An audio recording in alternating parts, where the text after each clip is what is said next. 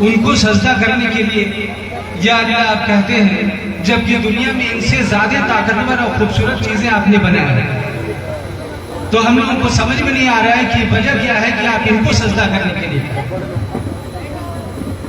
इनका इंपॉर्टेंस क्यों है। ये मैं सुनी हुई बात कह रहा हूं, I have not read it in the book, कहीं पढ़े नहीं है, लेकिन इसके रेफरेंस से मैं एजुकेशन की अहमियत अपने दीन में उसके जरिए हमने सुना है बचपन से, इसलिए मैं कह रहा हूं। तो अल्लाह ने कहा कि what I know you don't know, जो मैं जानता हूं तुम नहीं जानते। I have taught the names of everything in this world, हमने दुनिया में हर चीजों के नाम इनको बता दिया। अब इसके साथियों नाम बता दिए हैं, इससे आपको समझने की कोशिश करना चाहिए। वर्ड्स बोल सकते हैं, हम चीजों के नाम बता सकते हैं, किसी भी चीज की। ये लाइट है, आप देखें, फॉर कि अगर उसकी तरफ देखें आप और ये कहा जाए कि आपके दिमाग में जो नॉलेज है उसको पीछे रखें, अगर उसको देखें, चेयर को देखें, टेबल को देखें, तो आप किसी चीज को नहीं समझ पाएंगे कि वो क्या है। अगर पूछा जाएगा तो आप कहेंगे ये कुर्सी है, वो इस बेस पे आप कह रहे हैं क्योंकि आपको सिखला दिया गया। और दूसरी बात, जो स्टूडेंट एजुकेशनल वेलफेयर एसोसिएशन के हमारे साथियों ने ये जो प्रोग्राम बनाया है, ये कर रहे हैं कि यूनिवर्सिटी बेस्ड जो एंट्रेंस होते हैं उसमें बच्चों की तैयारी करवाते हैं, उनके ट्यूशंस देते हैं। ये बहुत ही अच्छा काम है। अब तक जैसा सारे साथियों को हमने सुना ये कहते हुए कि जाहिर प्रधानमंत्री आ गया, सोच में न रहे कि आज जो तरक्की पे है वो बगैर एजुकेशन की तरक्की पे है। This is not possible. चाहे योगी जी हो, वो भी मैथमेटिक्स से बीएससी हुए हैं, हमारे और भी जो होम मिनिस्टर अमित शाह जी है, डिफेंस मिनिस्टर है, तमाम मिनिस्टर है, एवरीवन इज एजुकेटेड। सिर्फ आप फॉर्मल एजुकेशन के बारे में सोचते हैं, इनफॉर्मल एजुकेशन के बारे में नहीं सोचते। साथियों, मेरा ये कहना है, अभी अभी हमारे साथी ने कहा आज हमारे गांव के नौजवानों के पास यहाँ पैसों की कमी नहीं है, मोबाइल सेट सबके पास है। I will just tell you what is the use of that mobile. आज के दौर में वो मोबाइल आपकी किताब भी है। It depends on you that how you are using. Whether you are using the merit side of that or demerit side of this depends on you. हमारे यहाँ के नौजवान सबके पास वो मोबाइल है, जिसमें आज इंफॉर्मेशन का दौर है, इंफॉर्मेशन रिवॉल्यूशन का दौर है। आप जब अपना यूट्यूब खोलते हैं, कोई भी सोशल मीडिया खोलते हैं, आज जितने छोटे छोटे स्टोरीज, चाहे आपको किसी लैंग्वेज सीखनी हो, स्कूलों में हम क्या पढ़ते हैं, प्राइमरी एजुकेशन में, प्री प्राइमरी एजुकेशन में, जूनियर हाई स्कूल में, हाई स्कूल में, इंटरमीडिएट में, कहाँ से बात शुरू होती है। हमारे पास लैंग्वेज का सबसे पहले हिंदी, इंग्लिश, उर्दू लैंग्वेज पढ़ते हैं और उसके बाद कुछ मैथमेटिक्स, कुछ साइंस और कुछ सोशल स्टडीज करते हैं, कुछ कंप्यूटर्स के नॉलेज रखते हैं। लेकिन सबसे पहले लैंग्वेज होना चाहिए और उसके बाद साइंस का एजुकेशन होना चाहिए। और ये सारी चीजें you can easily avail on your smartphone. Today smartphone is not mobile, smartphone is computer. In every hand there is computer. And I will just instruct to all the students here in my village, थोड़ी सी बहुत अंग्रेजी में बोल रहे हैं क्योंकि बहुत सारे पढ़े लिखे नौजवान they can easily understand। वो स्मार्टफोन एक कंप्यूटर है, उससे सिर्फ आप बातचीत नहीं करते हैं, सारे सोर्स ऑफ इंफॉर्मेशन, यहाँ तक कि आप अगर किसी आयत को वहां लाके उसका एक्सप्लेनेशन, डिफरेंट सेक्ट का एक्सप्लेनेशन आप जानना चाहते हैं, अलग अलग फिरके का एक्सप्लेनेशन, यू कैन इजीली सी, आप पढ़ सकते हैं, जान सकते हैं। It depends on you. तो साथियों, इस वक्त मैं इनफॉर्मल एजुकेशन पे जोर दे रहा हूं, जो क्लैडिंग से लेके ग्रेव तक की बात, क्योंकि कबर तक तो आप फॉर्मल एजुकेशन लेते नहीं है, यूनिवर्सिटी की एजुकेशन लेते नहीं है हर वक्त जो है। तो ये हम लोगों में एक ऐसा माहौल पैदा होना चाहिए, जैसा कि हुजूर सल्लल्लाहु अलैहि वसल्लम ने कहा था कि एजुकेशन के लिए अगर चीन भी जाना पड़े तो वहां से भी एजुकेशन। उन्होंने ये भी कहा कि education just like your lost treasury which you can learn from the mushrik। उन्होंने कहा कि एजुकेशन तुम्हारी खोई हुई कोई खजाना है जिसको तुम मुशरिक से भी सीख सकते हो। एजुकेशन पे इतनी सारी बातें कुरान और हदीस। हमारे सामने जो है मौलाना साहब बैठे हैं और भी तमाम लोग बैठे हैं। हम चाहेंगे कि कुरान और हदीस की रोशनी में भी एजुकेशन की वो सारी चीजें बताई जाए। मैं अपनी बात अब आखिरी जो है पॉइंट मैं ये कहना चाहता हूँ कि जो रिलीजन और साइंस का अर्थ होता है नॉलेज के माने तालीम शब्द जो इंग्लिश में नॉलेज कहते हैं, साइंस का मतलब होता है A systematic knowledge of anything is called science. किसी भी चीज की जब एक क्रमबद्ध ज्ञान आप लेते हैं उसको विज्ञान कहते हैं। What is the relation between religion and science? मजहब और साइंस दोनों का रिलेशन है। I have somewhere heard from Zakir Naik, one of the scholar of Muslim, किसी भी सेक्ट को उससे नहीं मतलब है, लेकिन मुस्लिम स्कॉलर है। उन्होंने कहा 80% of the Quran ayats that is scientific. You can prove it with the science. 20% बातें ऐसी हैं जो अभी साइंस वहां नहीं पहुंची है, लेकिन 80% साइंटिफिक है। और साइंस जितना आप पढ़ेंगे, आप अपनी मजहब को प्रूफ करेंगे, आप उससे दूर नहीं जाएंगे, आपका फेथ स्ट्रांग होगा। क्योंकि इस्लाम कोई ब्लाइंड फेथ की चीज नहीं है। I am just talking about the blind faith. एक तरफ ब्लाइंड फेथ होता है और एक तरफ सीइंग इज बिलीविंग होता है। सीइंग इज बिलीविंग माने हमको दिखाई दे रहा है ये लाइट है तो हम कहेंगे लाइट है, जो चीज दिखाई देती है उसको थोड़ा यकीन हो जाता है। और एक है ब्लाइंड फेथ माने हमने फला ने कह दिया, बाबा ने कह दिया तो हम उसको मान लेंगे। और जहां तक हम समझते हैं कि नावा religion, we know that this is not a religion of superstition, blind faith, this is a religion of with proof you can 80% scientifically। तो जितने बच्चे जो वर्ल्डली एजुकेशन लेंगे, जितना आप पढ़ेंगे, जितना जानेंगे, चाहे वो फॉर्मल एजुकेशन हो या इनफॉर्मल एजुकेशन हो, उतना ज्यादा आप अपने मजहब के करीब आएंगे अगर ठीक से आप पढ़ रहे हो। इट डिपेंड्स ऑन यू कि आप किस तरह से यूज कर रहे हैं। आप छोटी मोटी सेटिस्फेक्शन के लिए आप उस किताब को या उस स्मार्टफोन का इस्तेमाल कर रहे हैं, या आपने बहुत आगे बढ़ने के लिए, अपने स्पिरिचुअल डेवलपमेंट के लिए आप उसको यूज करें। डिपेंड्स ऑन यू, ज्यादा वक्त दे लेंगे। और मैं यही उम्मीद करूंगा कि इसके बाद बहुत सारे स्पीकर्स मुकर्रर हैं और वो अपनी बात कुरान और हदीस की रोशनी में भी समझाएंगे, साथ ही साथ ऑडियंस को भी समझाएंगे।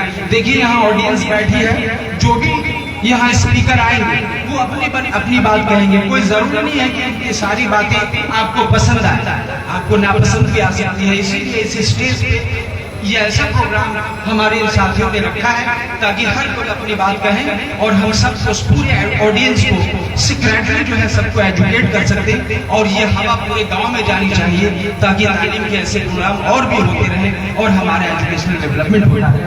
Thank you very much.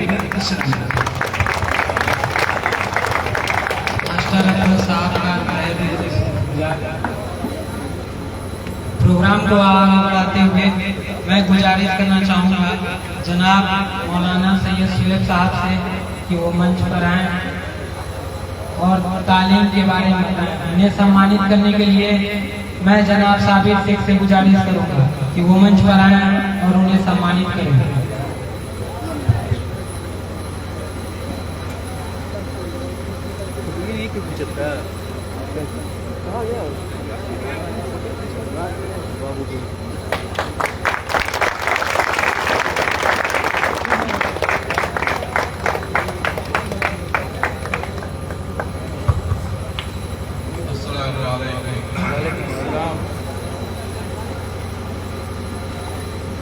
नहमदुहु व नसल्ली अला रसूलिहिल करीम, अम्मा बाद।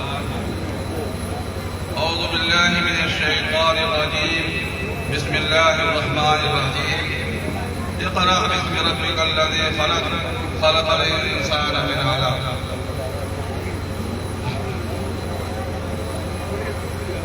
वक़ाल अल्लाहु तबारक व तआला फी मौज़िन आख़र, कुल हल यस्तविल आमा वल बसीर, हम हल यस्तविल ज़ुलमात वल नूर। सबसे पहले तो मैं अपने इन बच्चों का या नौजवानों का शुक्रिया अदा कर रहा हूँ कि इन्होंने इस प्रोग्राम को रखा। जो ऐसा नहीं है कि मैं इसका तज़किरा ना करता हूँ। साल में 2 मरतबा तो जरूर मैं इल्म के बारे में रोशनी डालता हूँ और हमेशा जब तक जिंदगी रही डालता रहूंगा। जब इन बच्चों से हमारी मुलाकात हुई और इन्होंने बताया कि हम लोग अलीगढ़ में तालीम हासिल करते हैं, मुझे इतनी खुशी हुई कि मैं उसको बयान नहीं कर सकता। तो हजरात गिरामी, अल्लाह तबारक व तआला ने जो कुरान पाक में सबसे पहली सूरत उतारी आका इनामदार ताजदार मदीना अहमद मुस्तफा मोहम्मद मुस्तफा सल्लल्लाहु अलैहि वसल्लम पर, वह सूरह इक़रा है। 30वें पारे में आका इनामदार ताजदार मदीना अहमद मुस्तफा मोहम्मद मुस्तफा सल्लल्लाहु अलैहि वसल्लम पर अल्लाह तबारक व तआला फरमा रहा है, कुरान पाक की आयत पढ़ रही है, इक़रा, आप पढ़िए। जो तालीम का सबसे पहला मकसद, बगैर तालीम के भी हम पढ़ नहीं सकते। हज़रत जिब्राईल अलैहिस्सलाम आते हैं और आपसे कहते हैं कि आप पढ़िए इक़रा। हुजूर अकरम सल्लल्लाहु अलैहि वसल्लम क्या फरमाते हैं? फरमाते हैं कि मैं पढ़ा हुआ नहीं हूँ, लेकिन चूंकि अल्लाह का हुक्म था, अल्लाह तबारक व तआला ने आपको नबी बना करके भेजा था, इस दुनिया में आपको रहमतुल लिल आलमीन बना करके भेजा था, सारी दुनिया के लिए मुअल्लिम बना करके भेजा था। तो आप पे जो सबसे पहले आयत उतर रही है, तालीम के बारे में उतर रही है। अभी दूसरी आयत मैंने जो पढ़ी कि क्या हल यस्तविल आमा वल बसीर कुल हल तस्तविज ज़ुलुमात वन नूर, क्या बीना और नाबीना बराबर हो सकते हैं? क्या अंधेरा और उजाला बराबर हो सकता है? क्या सूरज और चांद बराबर हो सकते हैं? नहीं हो सकते। मालूम ये हुआ कि अगर हमारे पास तालीम है तो एक तालीम वाला और एक बगैर तालीम वाला दोनों बराबर नहीं होंगे। और जब हमारे पास तालीम रहेगी तो हम दोनों जहान में कामयाब हैं। अभी हमारे छोटे भाई मास्टर सरफराज साहब ने ये कहा कि एजुकेशन, तालीम, शिक्षा, ये हमारे यहाँ ऐसा होना चाहिए। इतना बड़ा गांव जो मुसलमानों का इस पूरे जनपद में, इस पूरे जिले में सबसे बड़ा गांव है। हमारे हमसे छोटे छोटे गांव जो जहां डिग्री कॉलेज है, उनका अपना डिग्री कॉलेज है, हमारे यहाँ गिने चुने कॉलेज हैं। तो सबसे बड़ी चीज ये थी कि हम और आप तालीम की तरफ मुतवज्जे, इसकी तरफ, तालीम की तरफ मुतवज्जे हो। जब हमारे पास तालीम होगी तो हम हर तरीके से कामयाब होते रहेंगे, और अगर हमारे पास तालीम नहीं होगी तो हम हर जगह रुसवा होगा। मैं तो ये कहता हूं कि दोनों तालीम हासिल करो, दुनियावी तालीम भी हासिल करो, दीनी तालीम भी हासिल करो, और दोनों में फौकियत रह जाओ। और यही नहीं, सिर्फ तालीम के जरिए से हम हर चीज को पता कर सकते हैं, हर चीज को हासिल कर सकते हैं। फरमाया गया, तलबुल इल्म फरीज़तुन अला कुल्लि मुस्लिमिन व मुस्लिमा, हर मुसलमान पर इतनी तालीम जरूरी है कि उससे हलाल और हराम की तमीज कर सके। और सबसे बड़ी चीज यह है कि चाहे दुनियावी तालीम हो या दीनी तालीम हो, अगर हमारे पास तालीम नहीं तो उसके बगैर हम खुदा को, अल्लाह को भी नहीं पहचान सकते।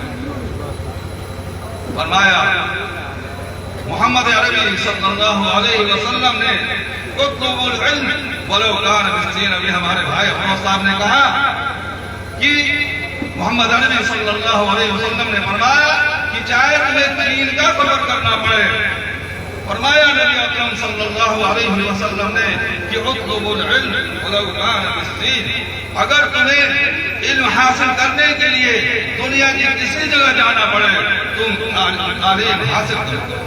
एक सहाबी,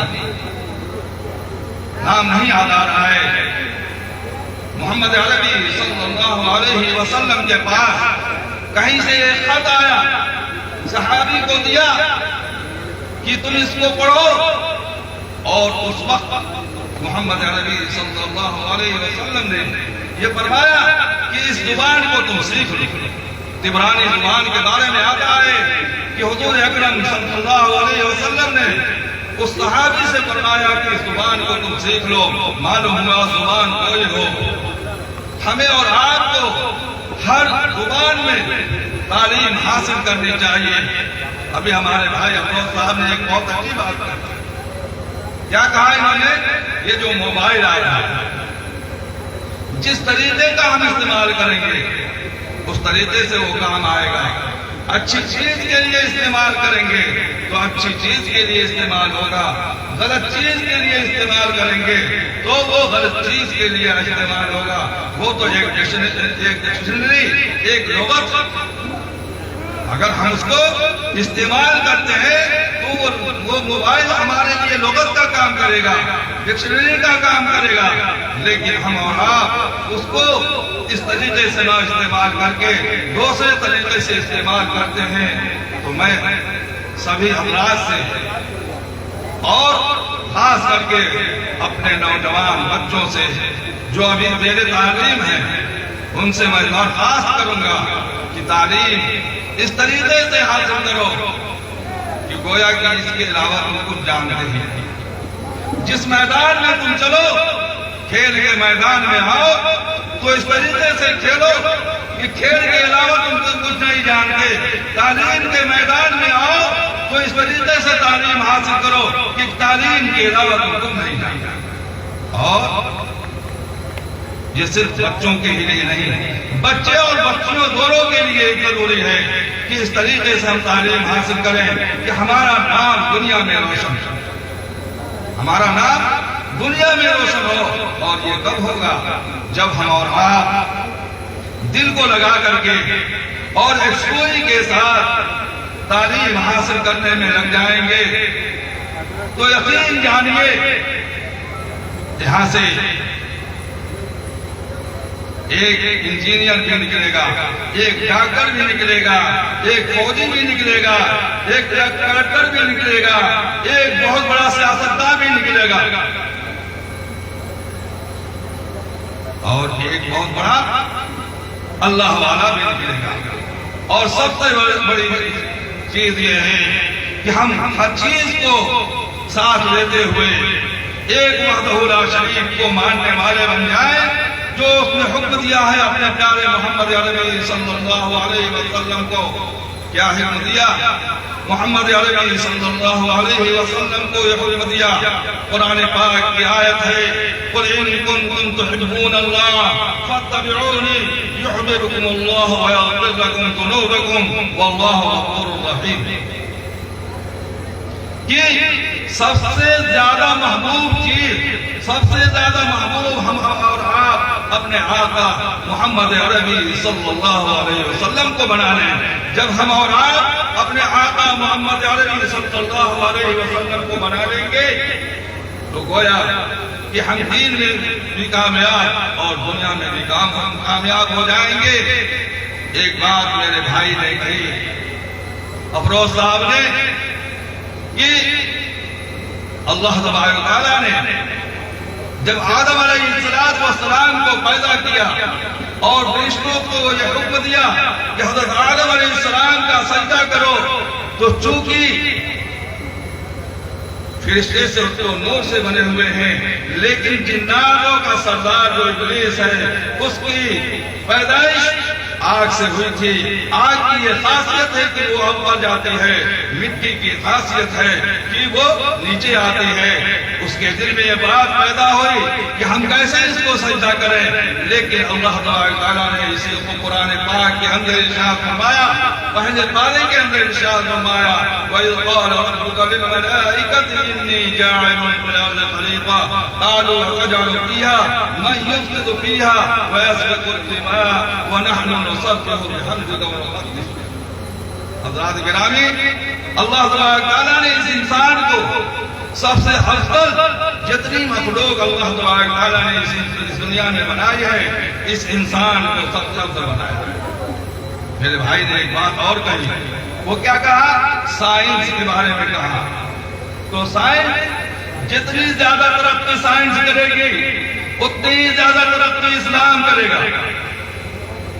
जितनी ज्यादा तरक्की साइंस करेगी, उतनी ही ज्यादा तरक्की हमारा इस्लाम करेगा। एक वक्त था कि हमारे लोग और गैर लोग बगैर हाथ धोए खाना खाते थे। आज डॉक्टर कहता है कि खाना खाने बैठो तो हाथ धो के खाओ।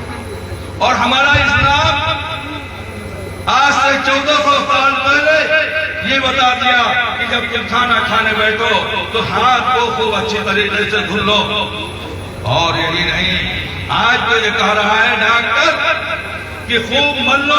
अरे हम तो दिन में 24 घंटे में 5 मरतबा ऐसे ही हाथ मुंह धोते हैं। तो कहने का मकसद यह है कि जो भाई ने कहा कि साइंस जितना ही तरक्की करेगा उतना ही हमारा इस्लाम फैलेगा। आज जो इस्लाम फैला है ये कि कुरान पाक का तर्जमा सिर्फ उर्दू में होता था, अरबी में होता था, लेकिन आज कुरान पाक का तर्जमा इंग्लिश में भी पाएंगे, हिंदी में भी पाएंगे और कुरान में भी पाएंगे। हमें और आपको कोई भी जुबान हो सीखने की कोशिश करनी चाहिए और हम और आप ये तहैया करें कि इंशाअल्लाह सुम्मा इंशाअल्लाह हम और आप अपने बच्चों को ज्यादा से ज्यादा तालीम हासिल कराएंगे। वह हमें एक वक्त खाना नहीं, एक वक्त हमें भूखा रहना पड़े, लेकिन बच्चे को हम तालीम जरूर हासिल कराएंगे, चाहे वो दुनियावी तालीम हो या दीनी तालीम हो। मैं यही दरख्वास्त करूंगा आप हजरात से कि आप अपने बच्चों को बेहतर से बेहतर तालीम दें। और क्योंकि किसी ने कहा है कि इल्म वो दौलत है जो लुटती नहीं, इल्म वो दौलत है जो लुटती नहीं, खर्च करने से कभी घटती नहीं। यानी इल्म अगर आपके पास है, आप जितने ही उसको खर्च करेंगे उतने ही वो बढ़ता जाएगा। तो हज़रात गिरामी, इसी को अल्लामा इक़बाल ने कहा है, खुद ही को कर बुलंद इतना, खुद ही को कर बुलंद इतना कि हर तकदीर से पहले खुदा बंदे से कुछ पूछे, बता तेरी रज़ा क्या है। तो हज़रात गिरामी, अब मैं इसे पर अपनी बात खत्म कर रहा हूँ। अल्लाह तबारक तआला हमें और आपको कहीं कहने और सुनने से ज्यादा अमल करने की तौफीक अता फरमाए। और मैं इन नौजवानों का और आए हुए मेहमानों का खास तौर से और इन बच्चों का शुक्रिया अदा करता हूँ। अल्लाह तबारक तआला हमें और आपको कहीं कहने और सुनने से ज्यादा अमल करने की तौफीक अता फरमाए। मैं मौलाना सुबैर साहब का तहे दिल से शुक्रगुजार प्रोग्राम को आगे बढ़ाते हुए मेरी आवाज जहाँ तक जा रही है, तमाम लोगों से गुजारिश है कि वो प्रोग्राम में शिरकत करें। प्रोग्राम उन्हीं के लिए रखा गया है, आज के लिए घर से बाहर निकलें और प्रोग्राम में तशरीफ लाएं। यूं तो सैयद भी हूँ, मिर्जा भी हूँ, अफगान भी हूँ। यूं तो सैयद भी हूँ, मिर्जा भी हूँ, अफगान भी हूँ। इन सभी को छोड़ो, ये बताओ मुसलमान भी हूँ। हो अगर मुसलमान तुम, हो अगर मुसलमान तुम, तो क्या यही अंदाज मुसलमानी है? प्रोग्राम को आगे बढ़ाते हुए मैं नसीम खान से गुजारिश करूंगा, तालिबे इल्म अलीगढ़ मुस्लिम यूनिवर्सिटी, कि वो मंच पर आएं और तालीम पे अपनी बात रखें।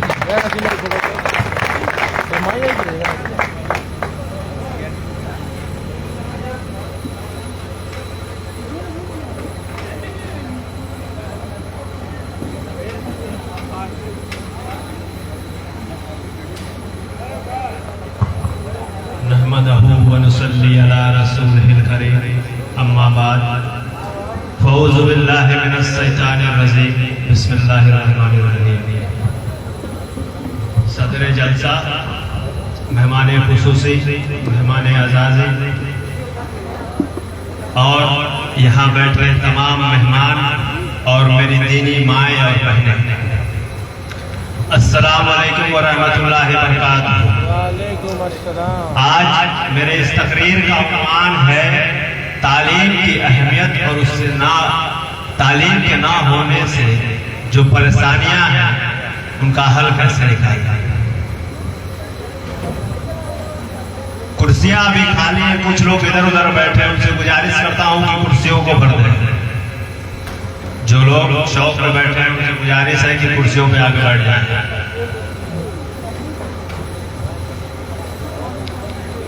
है वजह सेवाए तस्लीम में मशहूर हैं हम, किस्सा दर्द सुनाते हैं कि मजबूर हैं हम। जैसा कि आज आप सब जानते हैं कि इस हमें दौरा में अपना एक ऊंचा मकाम कायम करने के लिए जरूरी है कि हम मुसलमान आपस में इत्तेहाद और इत्तेफाक कायम करें और उसके साथ साथ ही अव्वल दर्जे की तालीम हासिल करें। लेकिन अगर आज के हालात पे गौर फरमाया जाए तो हम मुसलमानों में न इत्तेहाद और इत्तेफाक है और ना ही अव्वल दर्जे की तालीम।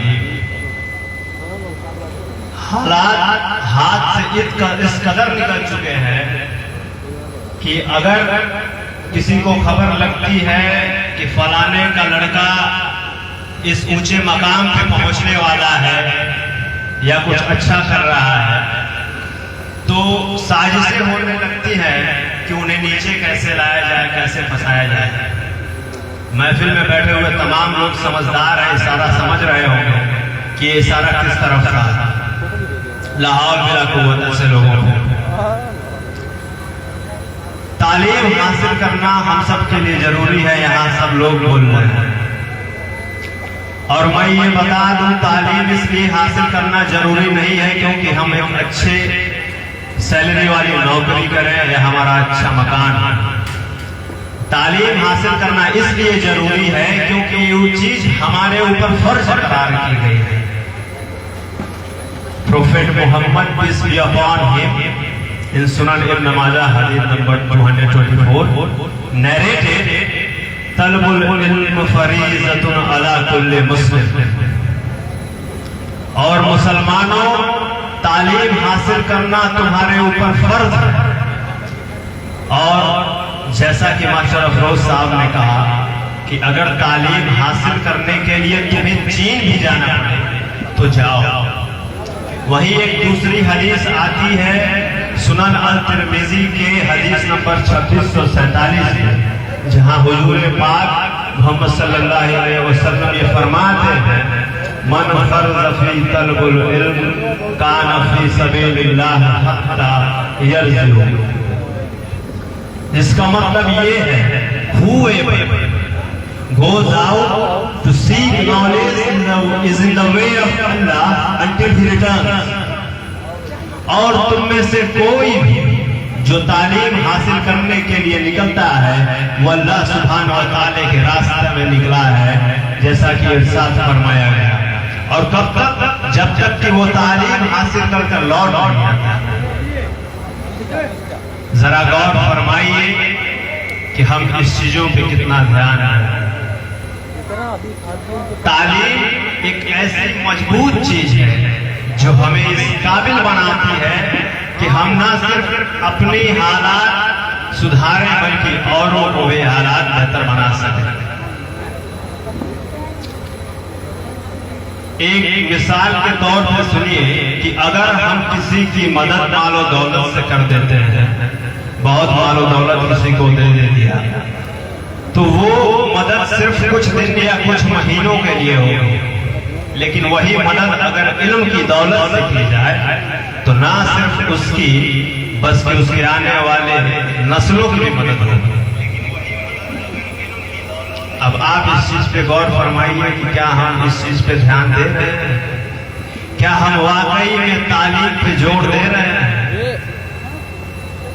ये सवाल मेरा आप लोगों के लिए है। आप इस पे जाकर गौर करें। हालात इस कदर नाजुकी के हैं कि हम आपस में बटे जा रहे हैं। दूसरी माइनॉरिटी, पहली माइनॉरिटी जो है कि हमारी है इंडिया में, लेकिन जो है कि हमारी लिटरेसी रेट कितनी है? बहुत कम। खैर, लिटरेसी रेट इस चीज से नापी जाती है कि अगर कोई शख्स अपना नाम लिख लेता है, अपना नाम पढ़ लेता है, तो वो लिटरेट है। लेकिन इस चीज को हटाइए, लिटरेट क्या होता है आप सब जानते हैं और हम भी ये जानते हैं। शायर मसरी अल्लामा इकबाल साहब ने एक शेर कहा था जो आप लोगों के सामने पेश करना चाहता हूं मैं। वज़ा में तुम हो नसारा तो तमद्दुन में हुनून, वज़ा में तुम हो नसारा तो तमद्दुन में हुनून, मुसलमान वो हैं जिन्हें देख के सरमाए यहूदी। यूं तो सैयद भी हो, मिर्जा भी हो, अफगान भी हो, यूं तो सैयद भी हो, मिर्जा भी हो, अफगान भी हो, तुम सभी कुछ हो, बताओ तुम मुसलमान भी हो? जरा यह सवाल हम आप सब एक दूसरे से पूछे। वही एक दूसरी बात ये कि हम लोग आज अपनी हालत इस कदर बना चुके हैं कि शायर फिर एक बार ये मुलाहिजा फरमाते हैं कि आता नहीं दुनिया में जिसे कोई फन तुम हो, नहीं जिस कौम को परवाह नशे मन तुम हो, है बिजलियां जिस पे अफसुर्दा वो खिरमन तुम हो, बेच खाते हैं जो असलाफ के मदफन तुम हो। ये चीजें हैं तालीम के ऊपर। दूसरी बात ये, पहली तो मैंने ये कही कि तालीम हमारे ऊपर दीनी तौर पे फर्ज की गई है। दूसरी ये कि तालीम हमें अपनों के साथ साथ दूसरों के हालात बदलने की भी तौफीक और कुव्वत अता करती है। और एक बात ये कि अगर हम पढ़े लिखे हैं, हमें इल्म है, तो हम अच्छे से समझ पाएंगे कि समाज में हमारे हक क्या है, वो कौन से मसले हैं जो हमारे खिलाफ हैं। लेकिन हम और आप बजाय इसके कि हम इस पे ध्यान दें कि हमारी तालीम किस मकाम तक पहुंची है, बड़े शर्म के साथ मुझे ये चीज कहनी पड़ रही है कि कुछ लोग ऐसे हैं, और ये मैं बात ज्यादा दूर की नहीं कर रहा हूं, इशारों पे गौर फरमाइएगा कि कुछ लोग ऐसे हैं जो इंसान के डर से अपना ईमान बेच चुके हैं। उम्मीद करता हूं कि आप लोगों को ये बात समझ आ गई। इंसान के डर से अपना ईमान बेच चुके हैं, चंद रुपयों के लिए, चंद शाबाशी के लिए जो है कि वो अपने कौम को बर्बाद करने के लिए खड़े हो चुके हैं। आज इस महफिल में बैठे तमाम लोगों से मैं दिल से ये गुजारिश करना चाहता हूं कि आज ये वक्त ऐसा है कि हम तमाम मसलों को समझें और अपने खिलाफ होने वाली साजिशों को समझें और अपने ईमान को पत्थर की तरह मजबूत कर लें। वरना ये वो दिन दूर नहीं होगा जब हमें कंधे से कंधा मिलाकर खड़ा होना पड़ेगा और आगे कोई नहीं आएगा। ये सब क्यों है? हमारी कौम की हालत क्यों है? वो इसलिए कि हमारे अंदर दुनियावी तालीम के साथ साथ जो सबसे बड़ी चीज है दीनी तालीम, उसकी भी कमी है। जरूरत है तो गौर करने की और मुहिम चलाने की। और तमाम लोग यहाँ जो बैठे हैं, मैं उनसे गुजारिश करता हूँ कि वो आज खुद से अहद कर लें कि ये जो महरूमी की हवा चल रही है, जो लोग हमें महरूम कर रहे हैं, इस हवा का रुख हम बदलेंगे और एक साथ मिलकर बदलेंगे इंशाअल्लाह। अगर ये मुहिम चलाई जाए और सब लोग एक दूसरे के साथ खड़े हो जाएं तो इंशाअल्लाह वो दिन दूर नहीं होगा जब इस हवा का रुख मुड़ेगा और जो कौम के ही वो लोग हैं जो कौम को बर्बाद करना चाहते हैं, इंशाअल्लाह मोछे बातें गिरेंगे। दूसरी चीज ये कि जब हम बात करते हैं तालीम क्यों जरूरी है, किस लिए जरूरी है, तो एक बहुत जरूरी चीज जो है वो हम भूल जाते हैं। हम सब भूल जाते हैं या फिर गौर करते हैं तो बहुत कम गौर पाते हैं उसमें। वो ये कि हमारे बहन और बेटियों की ऊंची तालीम जो यहाँ पर्दे में बैठे हुए हैं, तालीम हम हासिल करते हैं तो एक वालिद अपने लड़के को समझाता है कि तुम्हें घर के लिए रोटी ले आनी है। लेकिन जो असल तालीम हमारी होती है, जो असल बुनियादी तालीम है जिससे कि हम आगे की अपनी जिंदगी गुजर बसर करते हैं, जिस तालीम के सलीके से, वो हमें मिलती है घर में, ना कि कॉन्वेंट स्कूलों में।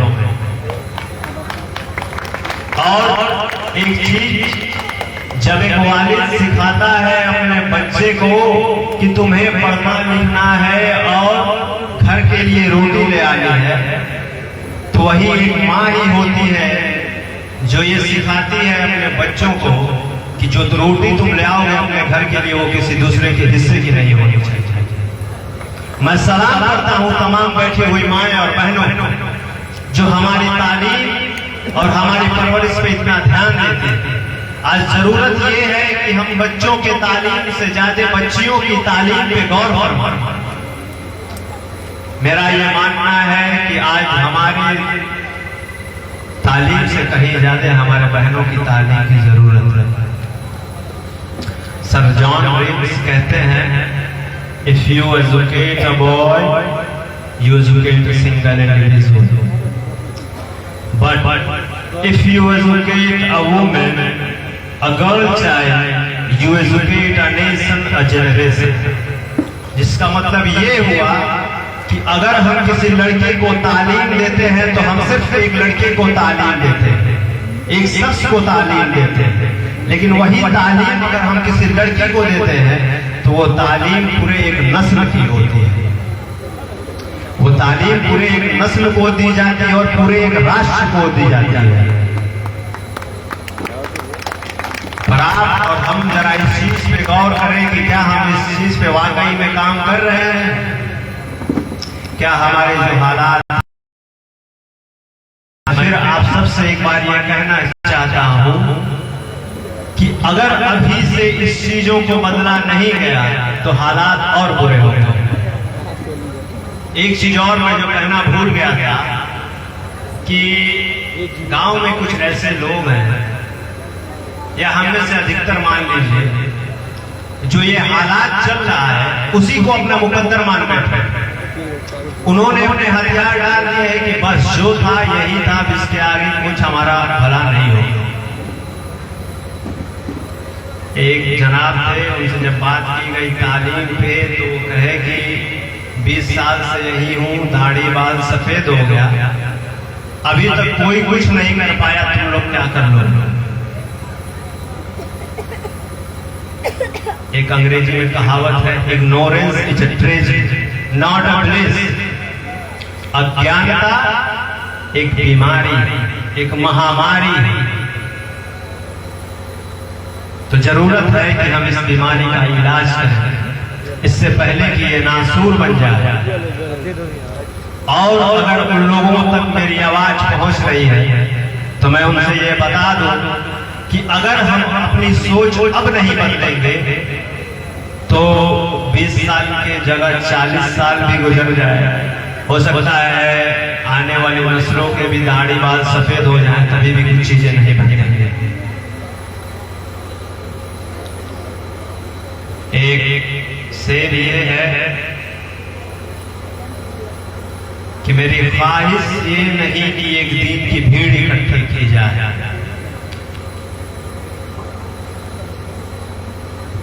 मेरी ख्वाहिश ये नहीं कि एक दिन की भीड़ इकट्ठी की जाए, मेरी चाहत ये है कि जो आग मेरे सीने में जल रही है वो आपके दिलों में जलनी चाहिए।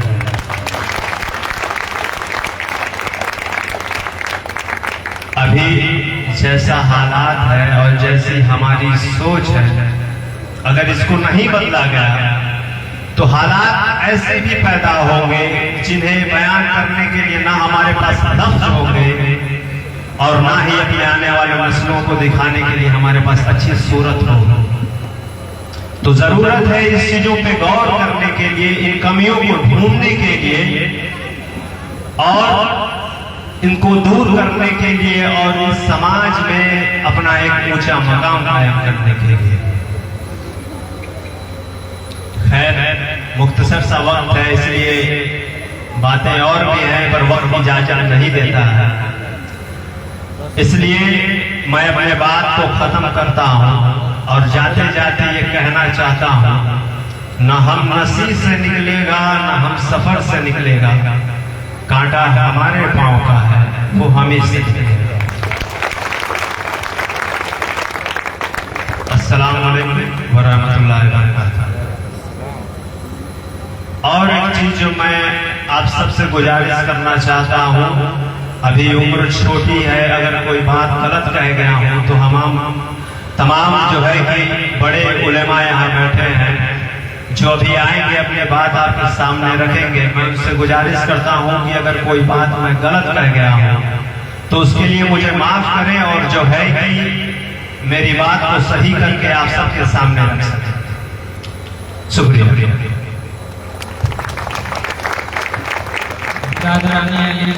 असीम साहब का बहुत बहुत शुक्रिया।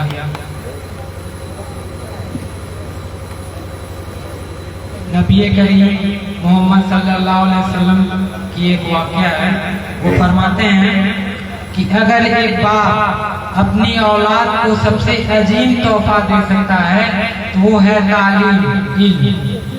प्रोग्राम को आगे बढ़ाते हुए मैं जनाब अमजद साहब से गुजारिश करता हूँ कि वो मंच पर आएं और तालीम पे अपनी बात रखें।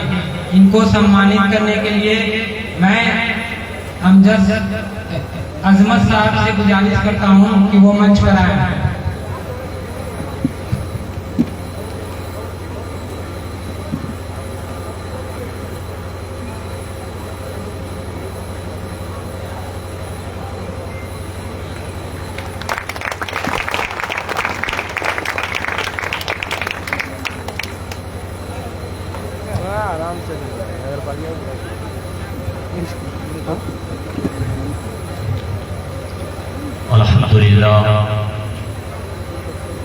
अल्हम्दुलिल्लाह रब्बिल आलमीन वलाक़िबतु लिल-मुत्तक़ीन वस्सलातु वस्सलामु अला सय्यिदिल मुरसलीन अम्मा बाद अऊज़ु बिल्लाहि मिनश शैतानिर रजीम बिस्मिल्लाहिर रहमानिर रहीम क़ुल हल यस्तवी अल्लज़ीना यअलमूना वल्लज़ीना ला यअलमून आमन्तु बिल्लाहि सदक़ल्लाहु मौलाना अज़ीम व बल्लगना रसूलुहुल नबियुल अमीन। अस्सलामु अलैकुम व रहमतुल्लाहि व बरकातहू। हज़रात, हम और आप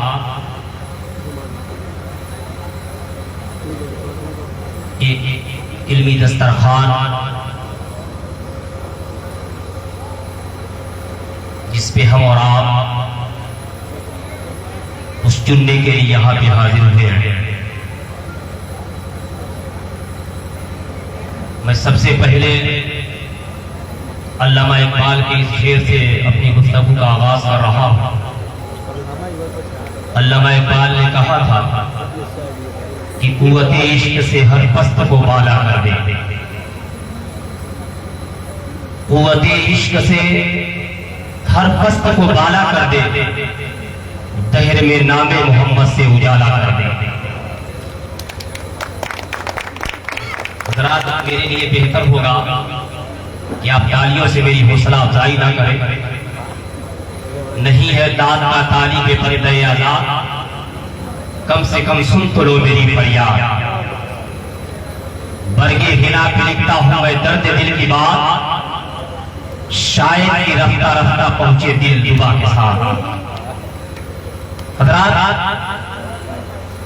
अल्लामा इकबाल ने कहा था, न हैदरी फक्र है न दौलत उस्मानी है, तुम मुसलमान हो ये अंदाज़े मुसलमानी है। और उस जमाने में मुअज़्ज़ज़ थे मुसलमान होकर, तुम ज़लील व ख़ार हुए तारीख़े कुरान होकर, तुम ज़लील व ख़ार हुए तारीख़े कुरान होकर। और इसी हिंदुस्तान के एक शायर ने कहा कि तू 4 कदम चलने को चलना नहीं कहते, तो 4 कदम चलने को चलना नहीं कहते, पहुंचे जो ना मंजिल पे उसे रास्ता नहीं कहते। हमारी मंजिल यही है,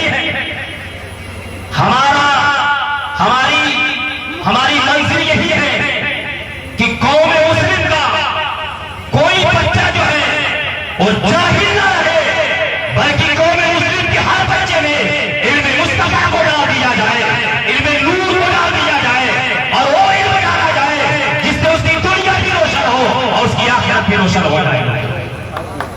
यही होना चाहिए।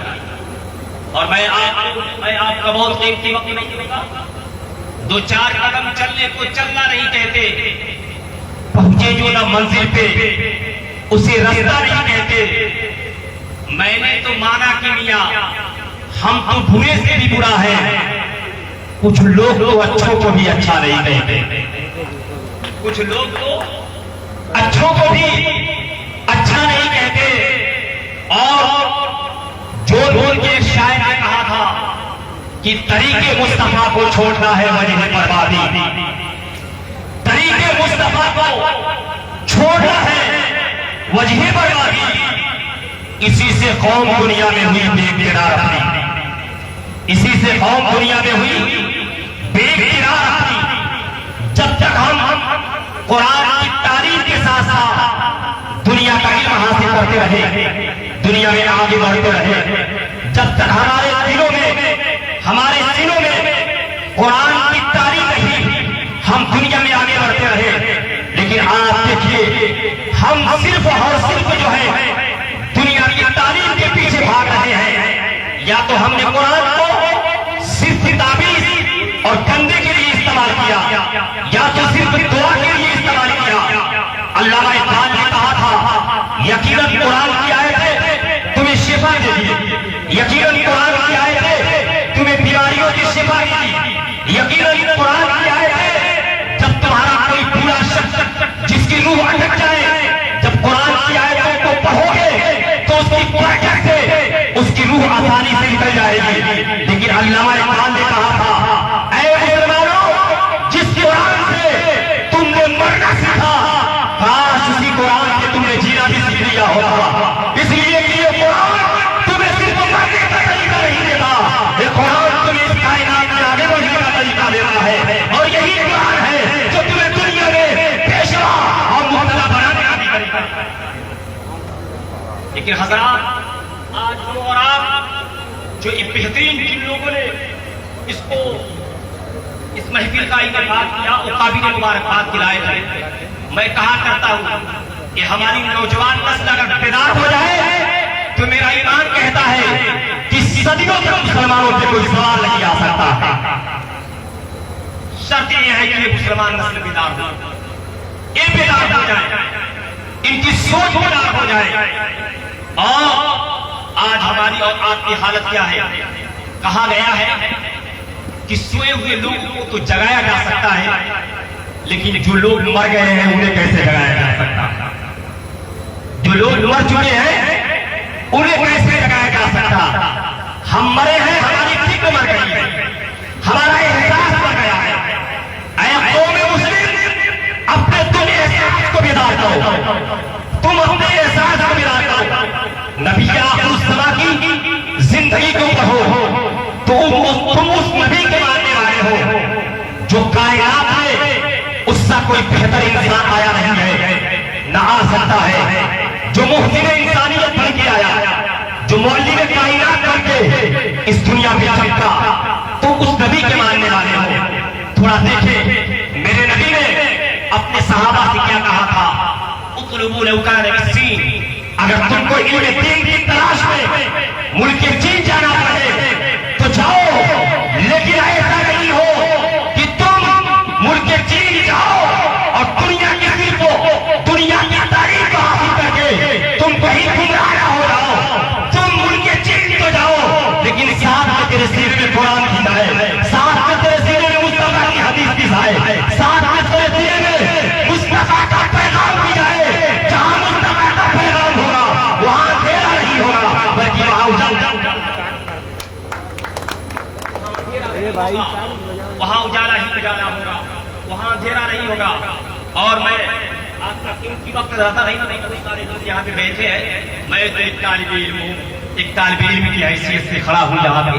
अब मुझसे बाद बहुत सारे लोग यहाँ पे आएंगे, तो हजरात ये इल्म के हवाले से इस महफिल का इनेकाद किया गया है। आप जरा अंदाजा लगाएं, आज पूरे मुस्लिम नौजवान तबका, एक कहने वाले ने किसी कहा है कि वो कहीं एक सवारी पे जा रहा था, तो एक सवारी गाड़ी चलाने वाला वो गाड़ी चला रहा था, तो पूछने वाले ने पूछा कितना कमाते हो, तो उसने कहा कि मैं 5,000 रुपया कमाता हूँ, उसी में अपने बच्चों को पढ़ाता भी। तो उस कहने वाले ने कहा कि तेरे पास कोई लिबास? कहा कि हाँ हमारे पास 2 लिबास है, उसी को खींच के पहन लिया करते हैं। लेकिन वो 5,000 कमाने वाला वो कह रहा है मैं तो ड्राइवर हूँ, लेकिन मैं ये नहीं चाहता कि मेरा बच्चा ड्राइवर हो, मैं ये चाहता हूँ मेरा बच्चा आईएएस हो, मेरा बच्चा डीएम हो, मेरा बच्चा एसपी हो, मेरा बच्चा ऐसा बने कि लोगों को देखकर उसे चलना आ जाए, उसे खाना आ जाए। लेकिन हमारी सोच ये है कि हम सऊदीया जाएंगे और 20 साल सऊदीया कमाएंगे, उसके बाद मेरा बच्चा भी सऊदीया जाएगा। ऐ लोगों, इस सोच को निकालो अपने दिलों से। आधी रोटी खाओ और अपने बच्चों को पढ़ाओ, आधा पेट खाओ अपने बच्चों को पढ़ाओ। आज जो दुनिया में कौमें तरक्की कर रही है, जिनको बोलना नहीं आता था, जिनको चलना नहीं आता था, जिनको लिखना नहीं आता था, जिनको पढ़ना नहीं आता था, आज कौमें दुनिया में तरक्की कर रही है। और वो कौमें मुस्लिम जिसको देखकर ज़माने ने चलना सीखा, जिस कौम मुस्लिम को देखकर ज़माने ने बोलना सीखा, जिस कौम मुस्लिम को देखकर ज़माने ने तिलावत करना सीखा, जिस कौम मुस्लिम को देखकर ज़माने ने गाना सीखा, आज पश्चिमात्मा बनी हुई है, आज जाहिलियत की शिकार बनी हुई है। ऐ मुसलमानों, अपने इस्लाम को बिगाड़ करो और अपनी उस रंग को लोगों के ऊपर डाल दो कि हम वो नहीं है जो दूसरों को देखकर आगे बढ़े, बल्कि हम वो है कि लोग हमको देखकर आगे बढ़ते हैं। हम दुनिया में मुक्तारी बनने के लिए नहीं आए हैं, बल्कि हम दुनिया में बेशा बनने के लिए आए हैं। दुनिया में लोगों अपने बच्चों के दिलों में तालीम डालो। और आपको बात बताओ, तालीम देखे मेरे नबी ने इरशाद फरमाया अल इल्म नूर, इल्म है जो नूर है, इल्म को नूर कहा गया है। और एक बात ये भी सुनते चले, जी माशाअल्लाह, मेरा वक्त बस खत्म हो रहा है। मैं ये कह रहा था कि तालीम जो है अपने बच्चों को दो और दुनिया के साथ साथ आप दीन की तालीम जरूर दें। कहीं ऐसा ना हो कि उसका सीना कुरान की इल्म से खाली रहे, कहीं ऐसा ना हो उसका सीना जो है मुस्तफा की इल्म से खाली रहे, कहीं ऐसा ना हो उसका सीना जो है मुस्तफा की सीरत से खाली रहे। ऐ मुसलमानों, अगर वो सिर्फ दुनिया की तालीम हासिल करेगा, मुस्तफा की हदीस को नहीं पढ़ेगा, अल मुस्लिमु मन सलिमल मुस्लिमूना मिन लिसानिही व यदिही, ये तुम्हारे नबी का फरमाने आलीशान है कि तुम डीएम भी बन जाओ, एसपी भी बन जाओ, लेकिन नबी की इस हदीस में अमल करो। तुम्हारे नबी का एक फरमान है अल मुस्लिमु मन सलिमल मुस्लिमूना, तुम में से बढ़िया और अच्छा मुसलमान वो है जिसकी ज़बान से और जिसके हाथ से उसका दूसरा भाई बैठ गए।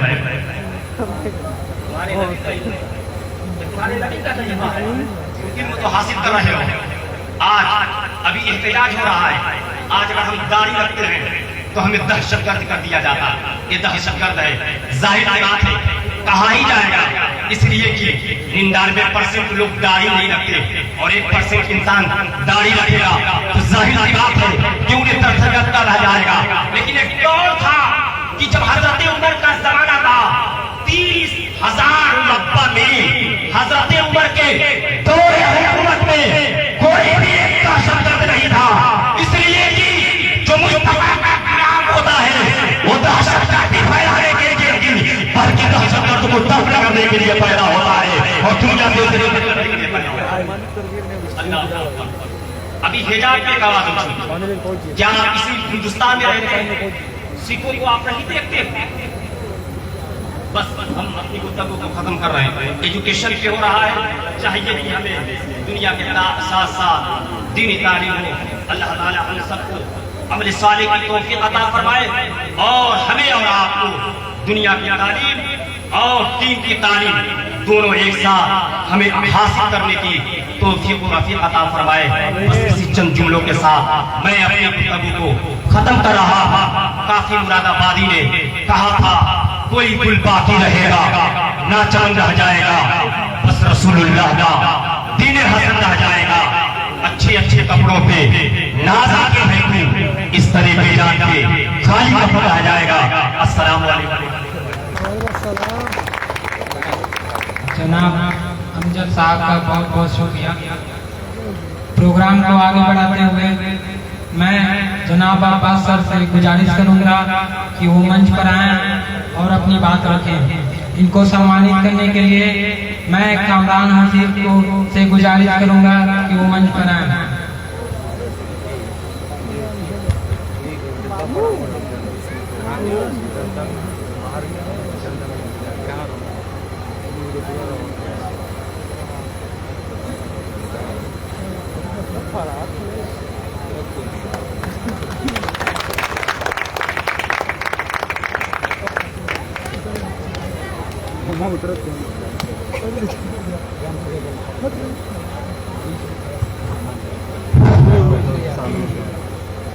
अस्सलाम वालेकुम व बरकातुहू। सबसे पहले जो मेरे नौजवान साथी कामरान सर, शाहनवाज सर और जो उनकी टीम है, सबसे पहले मैं इनका बहुत बहुत शुक्रिया अदा करना चाहता हूँ और इनको सैल्यूट करता हूँ कि इतनी छोटी उम्र में इतना बड़ा काम कर रहे हैं, इतना नेक काम कर रहे हैं, इतना अच्छा काम कर रहे हैं जो हमारे समाज को बहुत आगे ले जाएगा। इसी के साथ साथ इस गांव के लोगों का मैं बहुत बहुत शुक्र अदा करना चाहता हूँ। जनाब काबिल शेख, फखरे आलम साहब, बारिक खान साहब, बाकी लोगों की मैं नाम नहीं जानता हूँ, I am so sorry, but मुझे बहुत अच्छा लगा। मैंने इस गांव के बारे में गलत सुना था, लोगों ने मुझे गलत बताया था, लेकिन मैं आज जब भीड़ देख रहा हूँ तो मुझे ऐसा लग रहा है कि यहाँ ऐसी कोई गलत बात नहीं है। यहाँ के लोग बहुत अच्छे हैं, बहुत सोचे हुए, बहुत सक्षम है और बहुत खुशी की बात है कि आप एक शैक्षिक प्रोग्राम में इतना हिस्सा ले रहे हैं, अपने सारे काम छोड़कर हमें सुनने आए हैं, इसके लिए बहुत बहुत थैंक यू। टाइम ज्यादा हो चुका है, मैं ज्यादा टाइम ले लूंगा आप लोगों का। एक मोरल स्टोरी बताना चाहता हूँ शिक्षा के ऊपर।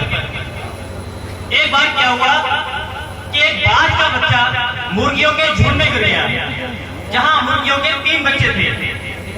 अब जाहिर सी बात है कि जैसी हमारी संगति होती है वैसे ही अपने रास्ते भी चुनते हैं, वैसे ही अपने मकसद भी हम चुनते हैं। तो मुर्गियों के बच्चे साथ रहता था बाज का बच्चा, तो जैसे मुर्गी का बच्चा चलता था वैसे ही बाज भी चलता था। जिस तरीके से वो रहते थे उसी तरीके से वो बाज भी रहता था। एक दिन मुर्गी के बच्चे ने ये डिसाइड किया कि हम एक चोटी पर चढ़ेंगे, एक पहाड़ी पर चढ़ेंगे। वो तीनों बच्चे और बाज भी पहाड़ी पर गए, लेकिन अचानक मौसम खराब हो गया और वो वहां से स्लिप होने लगे, फिसलने लगे। एक मुर्गी का बच्चा गिरा, दूसरा गिरा, तीसरा गिरा, अब बारी बाज की, तो बाज भी वहां से गिरा। जब वो गिरा तो उसके पंख खुल गए, वो उड़ने लगा। वो समझ गया अपनी ताकत को कि मैं बाज हूं, मैं मुर्गी का बच्चा नहीं हूं। तो आपके बच्चे जो है वो मुर्गी के बच्चे रहिए, बाज है। आप अशरफुल मखलूकात हैं, आप इंसान हैं, आप अपनी ताकत को जान लीजिए। आप पढ़ेंगे आपका समाज बढ़ेगा, आप पढ़ेंगे आपके छोटे बहन भाई पढ़ेंगे। जो दीनी तालीम के मसले हैं कि हम सिया है, सिंधी है, देवबंदी है, इन मसलों को मस्जिद तक करना जाए, मस्जिद के बाहर ना आए मसले, ये मसले सड़क पर ना आए। सड़क पर हम एक दिखाई पड़े, सड़क पर हम एक दिखाई पड़े। हम मुसलमान हैं, नबी को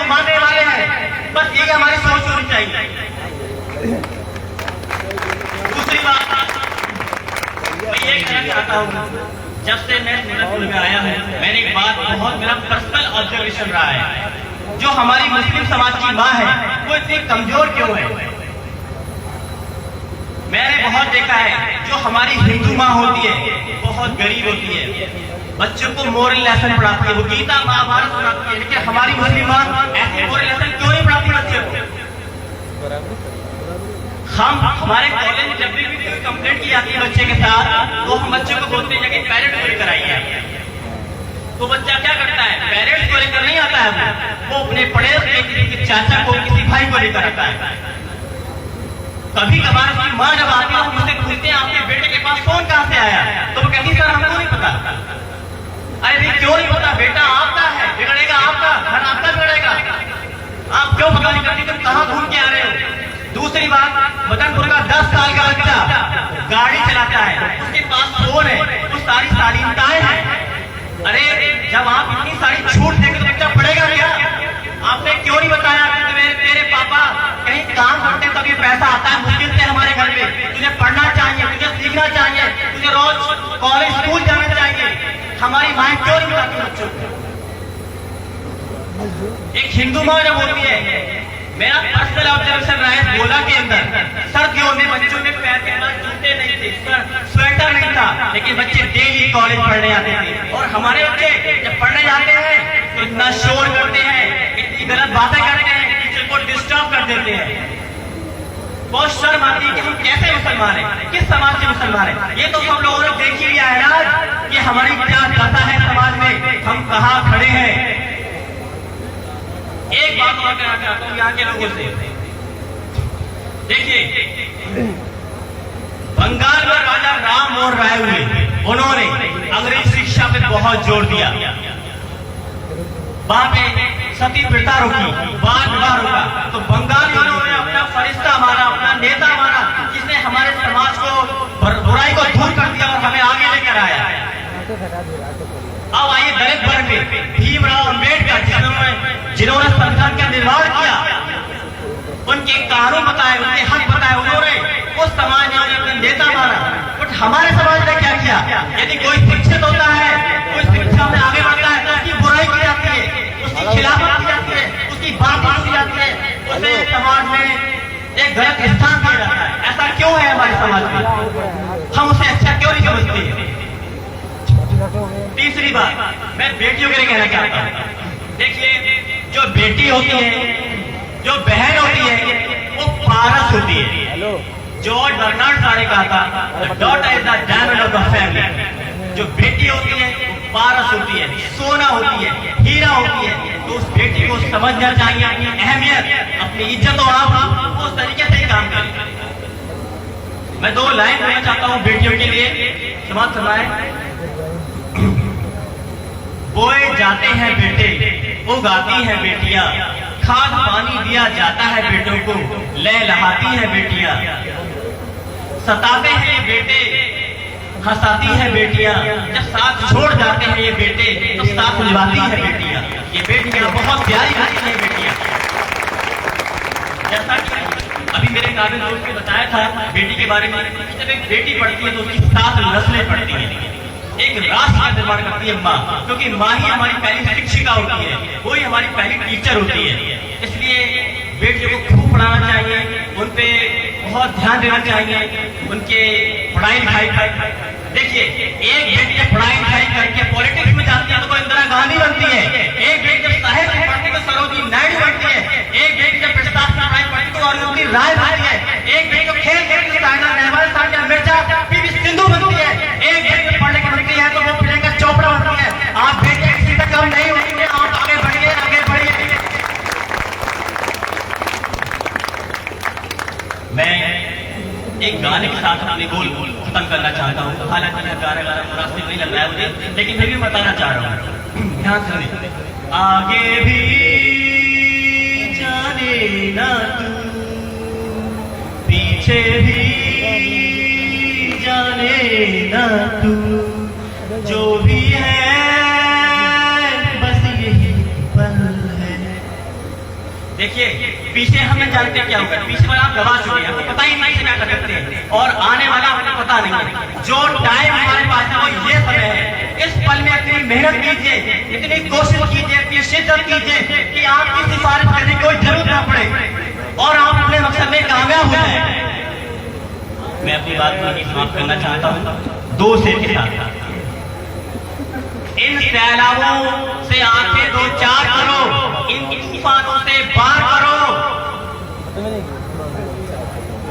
I am so sorry, I forget for this line. Okay, अस्सलाम वालेकुम। जनाब अब्बास साहब का बहुत बहुत शुक्रिया। ये जनता में इंग्लिश के टीचर हैं, नए आए हैं, ये पढ़े लिखे हैं। तो जब ये मदनपुर में आए हैं तो इन्हें बताया गया कि मदनपुर में आप मत रहिएगा, ये बहुत झगड़ा करने वाला काम है, ये डर के यहाँ रूम नहीं ली, ये रुद्रपुर से रोज साइकिल चला के आते हैं, जनता में पढ़ाते हैं, फिर चले जाते हैं। तो इसी के साथ प्रोग्राम को आगे बढ़ाया जाएगा। तमाम हाजिरीन से गुजारिश है कि वो आगे तक हमारे साथ बने रहें। मैं जनाब मौलाना जुबैर से गुजारिश करना चाहूँगा कि वो मंच पर आएं और तालीम के बारे में बताएं। इनको सम्मानित करने के लिए मैं अख्तर अली तालिबे इल्म अलीगढ़ मुस्लिम यूनिवर्सिटी से गुजारिश करना चाहता हूँ कि वो आएं, इन्हें साल से सम्मानित करें।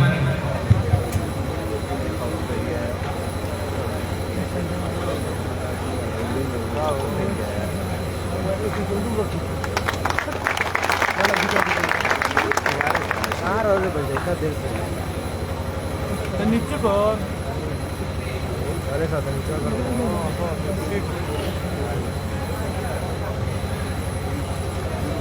नहमदुहु व नुसल्ली अला रसूलिहिल करीम, अम्मा बाद, फ़अऊज़ु बिल्लाहि मिनश शैतानिर रजीम, बिस्मिल्लाहिर रहमानिर रहीम।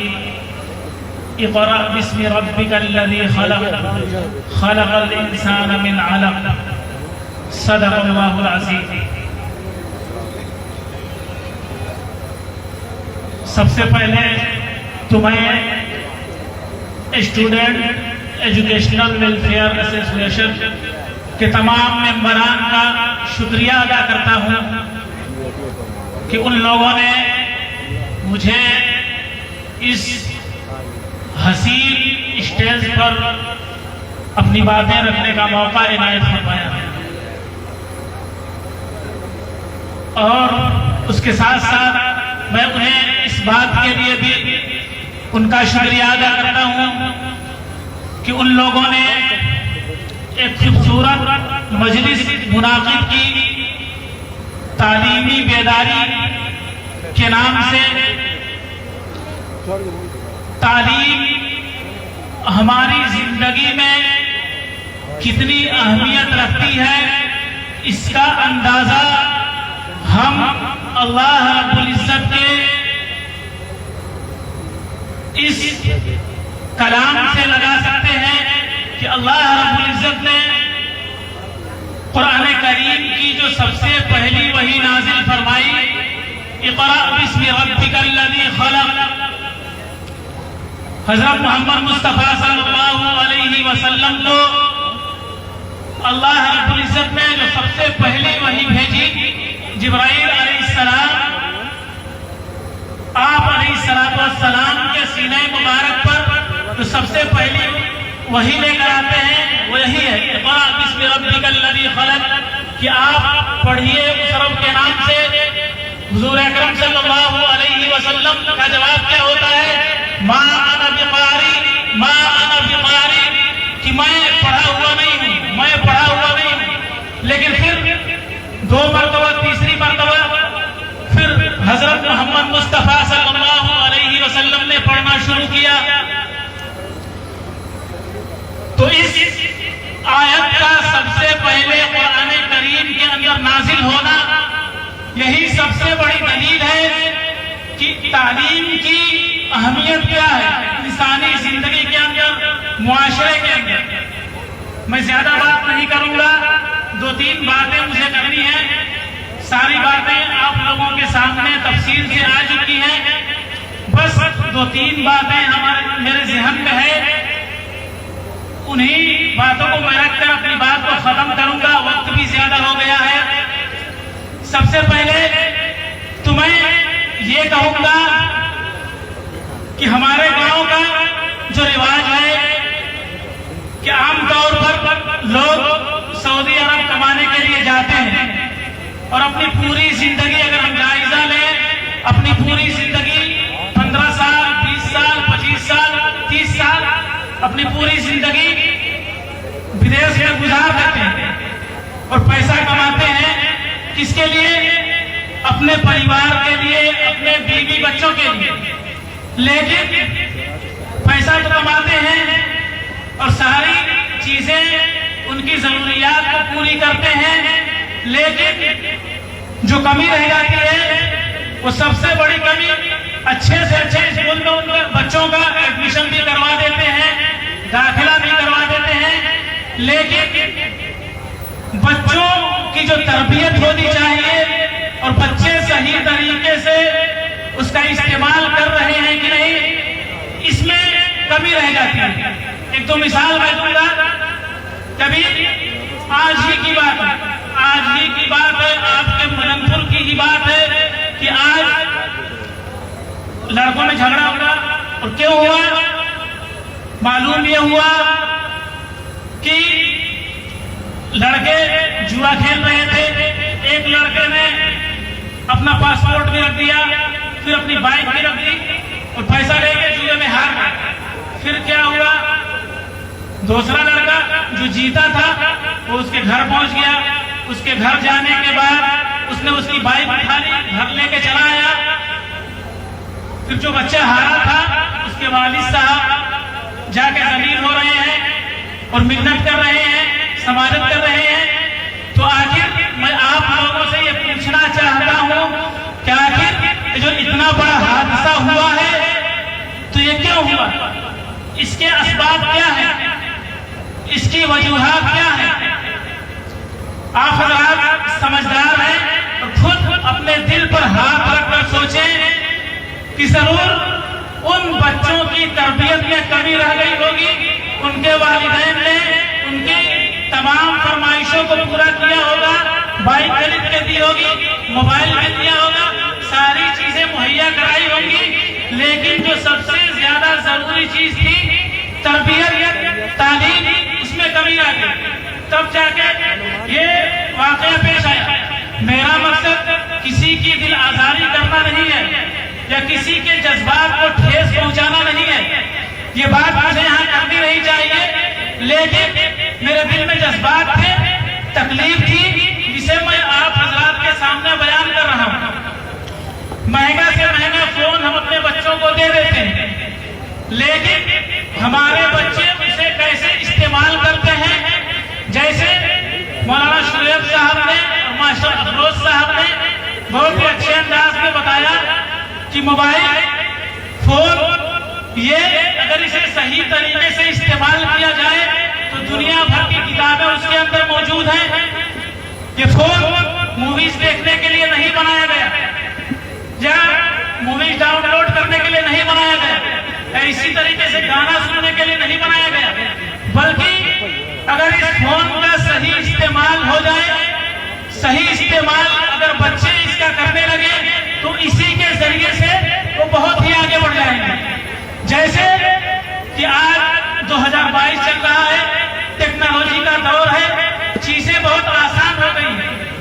पहले होता था अगर बच्चे पढ़ रहे हैं, उन्हें कोई सब्जेक्ट समझ में नहीं आ रहा है तो उन्हें टीचर से पूछना पड़ता था, आज भी पूछना पड़ता है, लेकिन मोबाइल है, हम गूगल पे जाएं, सर्च करें तो हमें सारी चीजें मिल जाएंगी। या इसी तरीके से यूट्यूब पे जाएं, जिस सब्जेक्ट से हमारी दिलचस्पी है, जिस सब्जेक्ट में से हम ताल्लुक रखते हैं, चाहे वो मेडिकल हो, इंजीनियरिंग हो या इसी तरीके से कोई भी सब्जेक्ट हो, हम जिस सब्जेक्ट से ताल्लुक रखते हैं या जिसमें हमारी दिलचस्पी है, हम यूट्यूब पे सर्च करें तो उसमें माहिरीन लोग मिल जाएंगे, उनके वीडियोस मिल जाएंगे, एक्सपर्ट लोग मिल जाएंगे,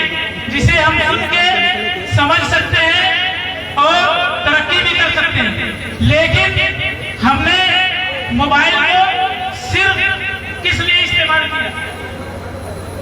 हमारे बच्चों ने मोबाइल को किस लिए इस्तेमाल किया?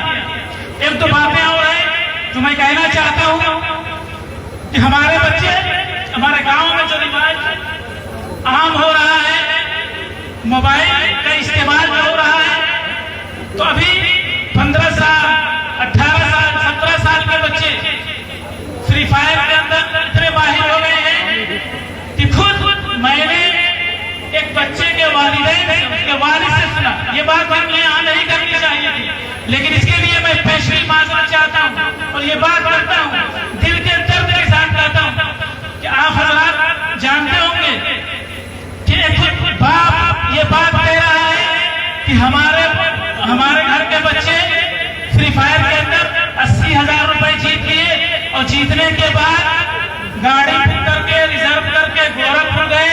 गोरखपुर जाने के बाद 80,000 का आईफोन खरीद के लेके आ रहे हैं। तो फिर दूसरा कह रहा है कि दूसरा गया, दूसरे बच्चे ने 90,000 का खरीद के लेके आया, वो उससे आगे बढ़ गया, फख्र कर रहे हैं। बल्कि होना तो ये चाहिए कि अल्लाह के रसूल सल्लल्लाहु अलैहि वसल्लम ने फरमाया था, कुल्लुकुम राइन व कुल्लुकुम मसऊलुन अन रइयतिही, कि तुम में से हर शख्स निगहबान है, जिम्मेदार है अपने मातहतों का। उसके मातहत जितने लोग हैं, बीवी बच्चे हैं या फैमिली के लोग हैं, परिवार के लोग हैं, उनका जिम्मेदार है। होना तो ये चाहिए कि उनकी सही तरबियत करें, क्योंकि हम और आप अच्छी से अच्छी चीजों का इंतजाम तो कर देते हैं, सारी चीजें मुहैया तो करवा देते हैं, अपनी जवानी सऊदी अरब में गुजार देते हैं और कुर्बानियां दे देते हैं, सिर्फ और सिर्फ इसलिए कि हमारे बच्चे अच्छा से अच्छा पहन लें, अच्छे से अच्छे बाइक इस्तेमाल करें, अच्छा से अच्छा फोन इस्तेमाल करें। लेकिन जो असल चीज थी, जो कौम को आगे बढ़ाती, नस्लों को आगे बढ़ाती, तालीम, उस पर हम ध्यान नहीं देते, उस पर हम तवज्जो नहीं देते। एडमिशन करा देते हैं और उसके बाद हमारा बच्चा क्या कर रहा है, हम फीस जमा कर देते हैं, उसने जितना डिमांड किया 20,000 भेज दीजिए, हम उसे भी भेज देते हैं। लेकिन हम ये मालूम नहीं करते कि हमारा बच्चा जिन लोगों के साथ रह रहा है उसकी सोहबत कैसी है, जिन लोगों के साथ रह रहा है क्या वो लोग उसे पढ़ने देंगे या नहीं, क्या वो लोग उसे शराब खाने में ले जाएंगे या नशे का आदि बनाएंगे या इसी तरीके से जुए के अंदर बर्बाद कर देंगे। जरूरत इस बात की है कि हम और आप इस बात को समझें और बहुत अच्छे से समझें और इस बात पर अमल करने की कोशिश करें, तन्हाई के अंदर सोचें और फिक्र करें कि क्या हमारी जो जवानी थी, हमने अपने बीवी बच्चों को छोड़ के दूर, गांव से, वतन से दूर, हमने अपनी पूरी जिंदगी को सर्व कर दिया और आखिर में जब हम बैठते हैं तो हमारे पास कुछ नहीं होता। 2 महीने के बाद हमें कर्जा लेना पड़ता है और कर्जा लेने, शादी का मौका आ गया या कोई बड़ा काम करने का मौका आ गया, हमें कर्ज लेने की जरूरत पड़ती है। तो फिर हम पूरी जिंदगी इतनी कुर्बानियां हमने क्यों दी? हम सऊदी अरब क्यों गए? हम इतने दूर क्यों गए? जब 2 महीने के लिए हम बैठ गए तो हमें शादी करनी है या कोई काम करना है तो हमें कर्जा लेने की जरूरत पड़ रही है। बातें तो और भी बहुत सारी हैं, लेकिन वक्त इसकी इजाजत नहीं देता। इस वजह से मैं इसी बात पर अपनी बात को खत्म करता हूँ कि आप हजरात तन्हाई में जब बैठे तो अपने बच्चों के बारे में सोचें, अपने मुस्तकबिल के बारे में सोचें, अपने कौम के बारे में सोचें और अपने बच्चों की सही तालीम और सही तरबियत दोनों जरूरी है। तालीम और तालीम के साथ साथ तरबियत भी जरूरी है। सही तालीम और सही तरबियत